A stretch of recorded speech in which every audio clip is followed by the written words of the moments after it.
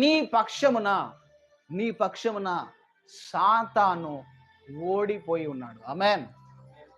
నీ పక్షమున సాతానును ఓడించనికి ఆయన నీ పక్షమున ఉన్నాడు. నీ కుడి చేతిని పట్టుకున్నాడు. సమస్య, బాధ ఏ విధము గుండా శత్రువు మనల్ని దాడి చేయాలని చూసినా కానీ ఇదిగో దేవుడు మాట్లాడుతున్నాడు. అతని పక్షమున, నీ పక్షమున జనములను జయించుటకు నేను నీ కుడి చేతిని పట్టుకొని ఉన్నాను అంటున్నాడు. దేవుని మహిమ కలుగును గాక. ఆమేన్, ఆమేన్.